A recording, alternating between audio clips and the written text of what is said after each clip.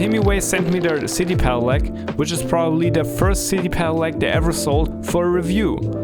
There are a lot of good things about this e-bike and also a few things that could definitely be improved on.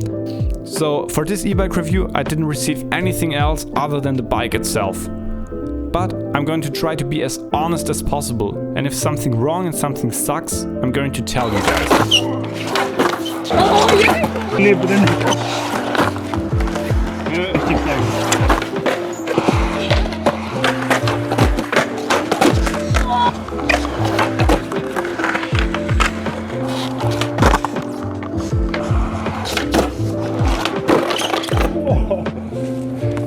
Nice.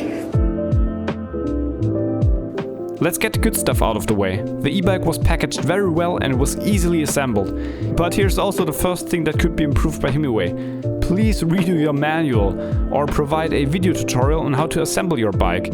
It's really not difficult, but the manual is so vague that assembling could take quite a while for somebody who never worked on his bike before. The next good thing about this e-bike I noticed instantly is the build quality. Even though it's quite an inexpensive e-bike, I'll talk more about the price later, the whole build feels actually quite premium. The leather-like seats and hand grip feel nice, the whole structure of the e-bike is very stiff and it looks well designed. It's in fully alloy frame and it just feels very stiff and nice. The seat is easily adjustable and the tools for adjusting things like the handlebar and also general assembly are all included in the package. Putting the battery in and out of the frame feels good, and the battery locks nicely into place and also has a key so it won't get stolen. Speaking of stuff getting stolen, the front uses a quick release hub, which also simplifies the assembly, but it could make it difficult when you want to leave your bike somewhere locked up in the city for a long time. Also, the handlebars have a quick release, so you can easily adjust the handlebar position and tilt. But the screw inside there needs to be tightened quite firmly so the handlebars won't slip when you're pressing on them really hard. When getting on the e-bike, you can easily switch on the e-bike with these buttons, adjust the power mode, enable the light, and toggle through the information on the LCD screen, which is positioned in the middle of the handlebars. It's a green-black LCD, which makes it perfectly readable even under direct sunlight. And also it has a backlight so you can read it in the dark. When riding in the dark, the strong front beam is very bright and allows for quite a safe ride, even when it's completely pitch black dark outside.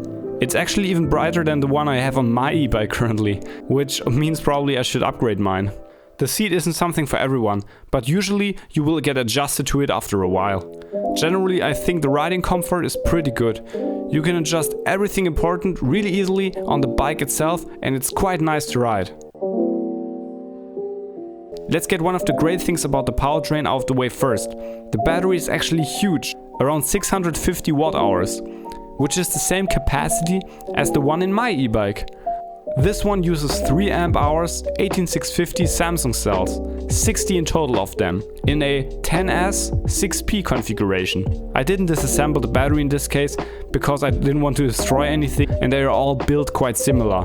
They glue together the cells and use a quite cheap BMS that actually allows the battery to last for quite a while. I don't know how many cycles this battery pack will last in the end, but if you only charge it to 80% most of the time, I fully expect this battery to last at least 1000 cycles, which should come out as around 60,000 kilometers in total riding distance. The motor is really nice. It's a hub drive with a planetary gear reduction. This allows for a very efficient and long-lasting drivetrain. I think this is probably one of the best parts of the e-bike, since this motor allows for some very decent torque with a peak power of around 500 watts. That can get you up any steep hill and easily get you up to the speed of 25 kilometers an hour, which is the maximum speed of this whole drivetrain.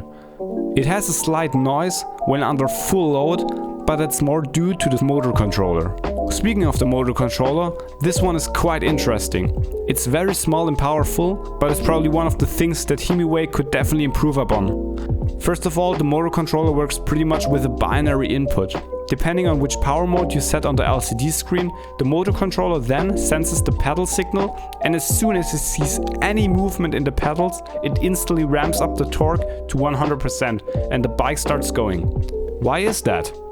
Well, most modern e-bikes use an expensive torque sensor in the pedals, that actually senses how hard you press on the pedals and thus proportionally gives you power, depending on how hard you press. But this cheap e-bike only has a cadence sensor, only a RPM sensor basically. So it only sees how fast you are pedaling and not how strong. And in this case, this motor controller doesn't even consider that, because it only sees that you pedal or that you don't pedal. This is useful if you want to start on a very steep hill or there's traffic and you want to get out of the way.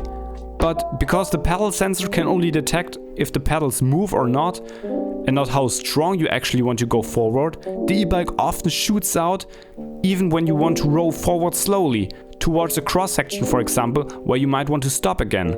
Gladly they put some sensors on the brake levers that instantly disable the power as soon as you hit the brakes. Also power continues for like around 1 second even when you stop pedaling, which also feels very awkward sometimes. Which is done so the motor doesn't start and stop every time you slow down with your pedaling. And my second point is, if you get up to the top speed, which is around 25 kilometers an hour on the highest power level, the motor just cuts out instantly.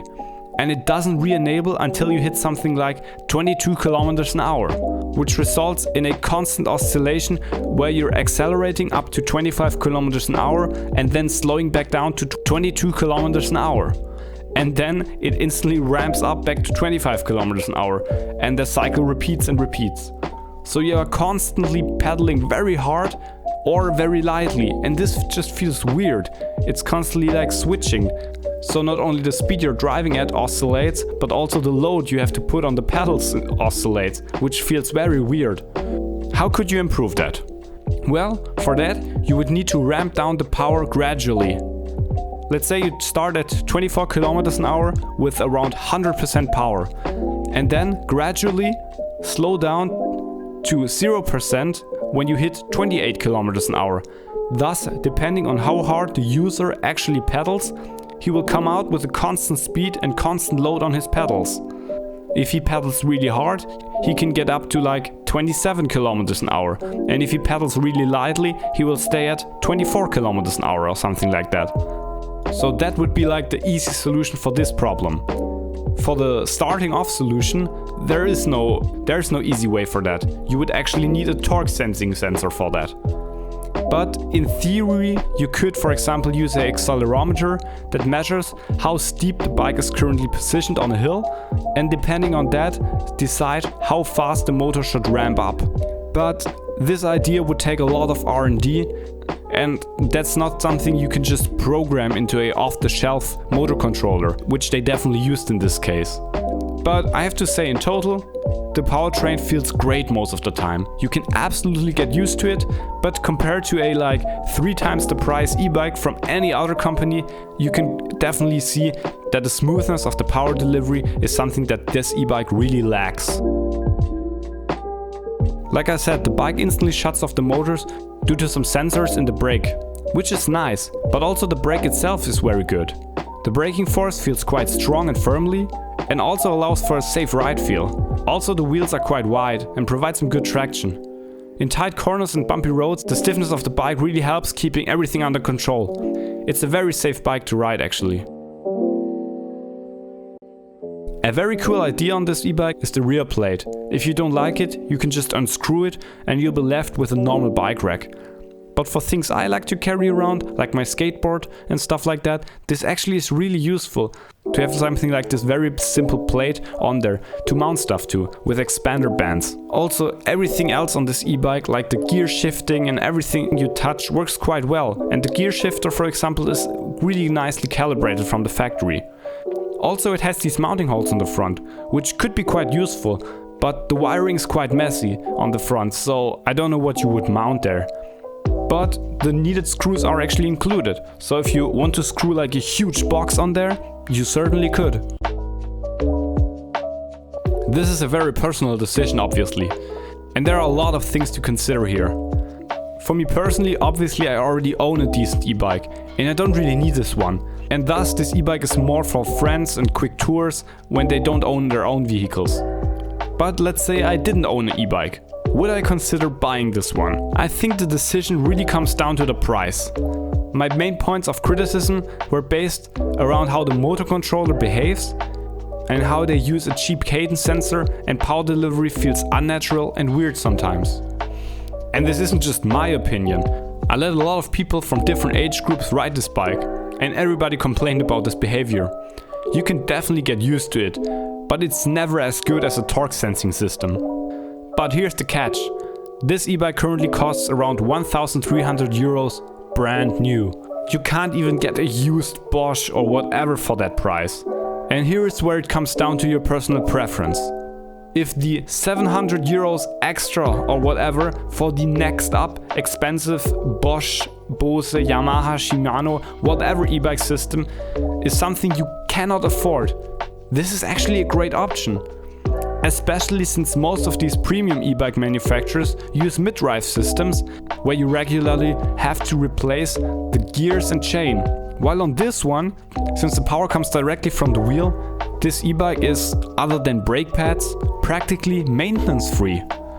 So maybe a few hundred euros more could get you in theory a used premium bike with a more expensive mid-drive and such, and a torque sensor.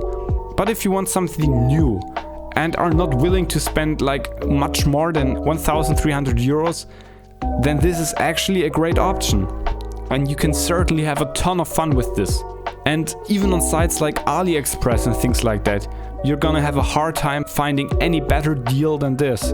This is quite a nice e-bike for the money. So thank you for watching, guys. Sorry for the weird upload schedule. It's been quite a weird time over the last few months. A ton of stuff has happened, but I'm quite hopeful that I can upload a few more videos down the line. Thank you so much for watching. I hope I see you soon. Ciao!